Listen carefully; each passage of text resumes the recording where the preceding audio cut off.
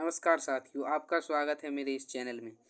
आज हम देखेंगे इकाई 3। इसके पहले हम यूनिट नंबर 1 और 2 का सॉल्यूशन देख चुके हैं और इन वीडियो में हम ऑब्जेक्ट टाइप के प्रश्नों को हल कर रहे हैं। और यह महत्वपूर्ण इकाई है क्योंकि इससे 10 नंबर के प्रश्न आने हैं। यह सबसे महत्वपूर्ण इकाई है। बाकी की इकाइयों में भी महत्वपूर्ण है, बाकी ये ज़्यादा महत्वपूर्ण है। इसके बाद समय चूँकि कम बचा है, परीक्षा आने वाली है पास में, तो मैंने सोचा आपके लिए डायरेक्टली ऐसे वीडियो बना दूं। तो इस वीडियो में आपको कुछ नहीं करना, सिंपली आप देखते जाएं और इनके उत्तर सही टिक करते जाएं। ये 5वें का, ये 6वें का, ये 7वें का और ये 8वें का स्मारक पुस्तक से किराए खाता, ये और ये आप देख लें। आप लोग के कमेंट पर मैंने वीडियो बनाया है। उसके बाद आते हैं रिक्त स्थान। रिक्त स्थान में सबसे पहला रिक्त स्थान है कि डेबिट प्रमाणक व्यवसाय द्वारा किए गए खाली स्थान के लिए बनाया जाता है। तो जो डेबिट प्रमाणक है वह किसके लिए बनाया जाता है? वह बनाया जाता है नगद भुगतान के लिए। नगद भुगतान के लिए यह बनाया जाता है, नगद भुगतान के लिए। तो इसके बाद नेक्स्ट क्वेश्चन है कि आधुनिक पद्धति के अनुसार खातों को खाली स्थान वर्गों में बांटा गया है। आधुनिक पद्धति के अनुसार खातों को 5 भागों में बांटा गया है। कितने? 5 भागों में बांटा गया है। उसके बाद आता है कि पूंजी प्लस दायित्व इक्वल टू, इसका हो जाएगा सही आंसर संपत्ति। इसका सही आंसर हो जाएगा संपत्ति। उसके बाद अगला क्वेश्चन आता है व्यापार में लाभ होने पर पूंजी में खाली स्थान होती है। व्यापार में लाभ होने पर पूंजी में वृद्धि होती है। इसके बाद आता है व्यापार में लाभ होने पर वृद्धि होती है। उसके बाद अगला क्वेश्चन है हमारा कि व्यापारी द्वारा आहरण करने पर पूंजी में खाली स्थान होती है। व्यापार द्वारा जो व्यापारी होता है, जब वह निजी उपयोग हेतु माल निकाल लेता है तो उसे आहरण करते हैं, और आहरण करने पर जो पूंजी है उसमें क्या हो जाती है? पूंजी में कमी हो जाती है। उसके बाद नेक्स्ट क्वेश्चन है कि दायित्व में वृद्धि का लेखा खाली स्थान पक्ष में किया जाता है।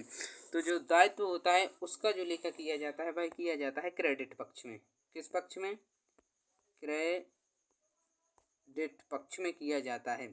इसका लेखा क्रेडिट पक्ष में किया जाता है। उसके बाद आता है कि खाली स्थान प्रारंभिक लेखे की पुस्तक है। कौन सी प्रारंभिक लेखे की पुस्तक है? प्रारंभिक लेखे की पुस्तक है नकल वही।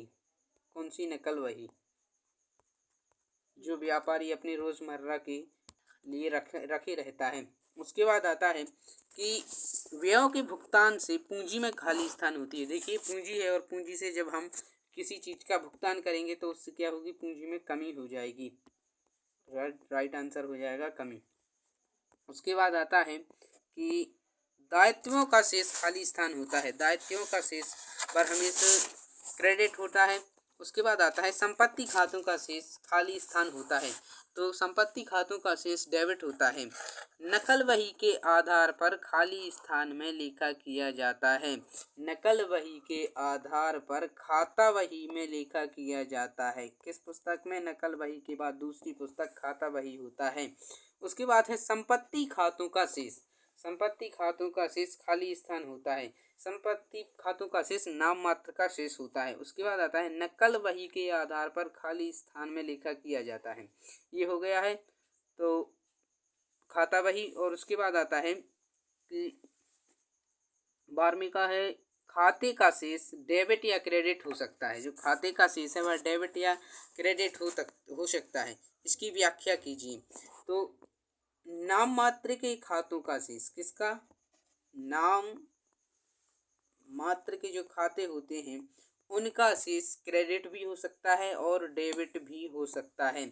उसके बाद आता है खाता बही में सौदे की खाली स्थान नहीं लिखी जाती।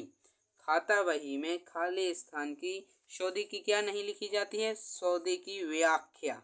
क्या नहीं लिखी जाती है? सौदे की व्याख्या नहीं लिखी जाती है। उसके बाद अगला क्वेश्चन आता है खाता बही खाली स्थान की पुस्तक है। खाता बही जो है वह वर्गीकरण की पुस्तक है। किसकी पुस्तक है? वर्गीकरण। खाता बही वर्गीकरण की पुस्तक है। उसके बाद अगला क्वेश्चन आता है, बही जिसमें समस्त खाते रखे जाते हैं। ऐसी बही जिसमें समस्त खाते रखे जाते हैं वह होती है खाता बही। उसके बाद आगे ये रही सही जोड़ियाँ। सही जोड़ियाँ मैंने पहले से मिलाई हुई हैं, आप इन्हें देख लें, इनका स्क्रीनशॉट ले लें। ये और ये बी वाले की और ये सी। उसके बाद आ जाता है सत्य असत्य छांटिए। तो सबसे पहला है कि मूल प्रलेख के आधार पर प्रमाणक तैयार किए जाते हैं। मूल प्रलेख के आधार पर प्रमाणक तैयार किए जाते हैं, ये बिल्कुल सत्य हो जाएगा, यह सत्य हो जाएगा। उसके बाद आता है क्रय वापसी पर जमा पत्र क्रेडिट नोट बनाया जाता है, यह आपका असत्य हो जाएगा। और उसके बाद आता है नगद क्रय के लिए बीजक बनाया जाता है, यह सत्य है। उसके बाद आता है जमा की पर्ची मूल प्रलेख है। जो जमा की पर्ची होती है वह मूल प्रलेख नहीं होती है, तो यह हो जाएगा असत्य। उसके बाद आता है प्रमाणकों का लिखित होना आवश्यक नहीं है, यह भी हो जाएगा अवश्य। जो प्रमाणक है उनका लिखित होना आवश्यक नहीं है। उसके बाद आता है कि प्रत्येक लेन देन का लिखित प्रमाण होना चाहिए। जो प्रत्येक लेन देन हो उसका लिखित प्रमाण होना चाहिए, यह बात सत्य है। प्रत्येक लेन देन का लिखित प्रमाण होना आवश्यक है। उसके बाद आता है नगद लेन देन के लिए हस्तांतरक प्रमाणक बनाया जाता है। इसका जो हो जाएगा वह हो जाएगा आपका असत्य, यह गलत है। नगद लेन देन के लिए हस्तांतरक प्रमाणक नहीं बनाया जाता है। उसके बाद आता है कि प्रत्येक नकल प्रविष्टि के लिए व्याख्या जरूरी है। जो प्रत्येक नकल वही के लिए उसमें व्याख्या नहीं की जाती है, तो यह कैसा हो जाएगा, यह आपका सत्य हो जाएगा। उसके बाद आता है नकल वही का पृष्ठांकन स्तंभ खतौनी के समय भरा जाता है। जो नकल वही का पृष्ठांकन है वह खतौनी के समय भरा जाता है, तो इसका हो जाएगा आपका सत्य। उसके बाद 10वां आता है क्रय वापसी पर लेनदार खाता क्रेडिट किया जाता है, यह आपका हो जाएगा असत्य। उसके बाद आता है व्यक्तिगत खाते का डेबिट शेष देनदार कहलाते हैं, तो इसका आपका हो जाएगा सत्य, ये सत्य है। और उसके बाद आता है कि खाता बही को वैधानिक मान्यता प्राप्त नहीं है। खाता बही को वैधानिक मान्यता प्राप्त नहीं है, तो यह हो जाएगा आपका असत्य, क्योंकि खाता बही को वैधानिक मान्यता प्राप्त है। उसके बाद है 13वें नंबर नाम मात्र के खातों का शेष अगले वर्ष आगे लाया जाता है, यह जो है यह आपका हो जाएगा असत्य। और उसके बाद आता है कि बैंक खाता एक वास्तविक खाता है। जो बैंक खाता है वह एक वास्तविक खाता है, यह असत्य है। उसके बाद आता है 15 खाता बही में व्याख्या की आवश्यकता नहीं होती है, यह सत्य है। और उसके बाद आते हैं आपके एक वाक्य में उत्तर। तो एक वाक्य में उत्तर है जिसमें पहला है कि नाम पत्रक यानी डेबिट नोट कौन बनाता है, तो इसमें आप कर लेंगे क्रेता, इसे क्रेता बनाता है। उसके बाद आता है मुख्य रूप से प्रमाणक कितने प्रकार के होते हैं, मुख्य रूप से प्रमाणक 2 प्रकार के होते हैं। उसके बाद आता है कि लेखांकन समीकरण किस अवधारणा पर आधारित है, लेखांकन समीकरण द्विपक्षीय अवधारणा पर आधारित है। उसके बाद चौथा आता है कौन सी पद्धति में खातों को 5 भागों में बांटा गया है, तो ऊपर देखा था हमने आधुनिक पद्धति। उसके बाद 5वां आता है संपत्ति में वृद्धि का लेखा किस पक्ष में किया जाएगा, संपत्ति में वृद्धि का लेखा डेबिट पक्ष में किया जाएगा। उसके बाद आता है दायित्व में कमी का लेखा किस पक्ष में किया जाएगा, इसका हो जाएगा डेबिट। और उसके बाद नगद भत्ता कब दिया जाता है, नगद भुगतान पर दिया जाता है, यह तो आप सभी को पता होगा।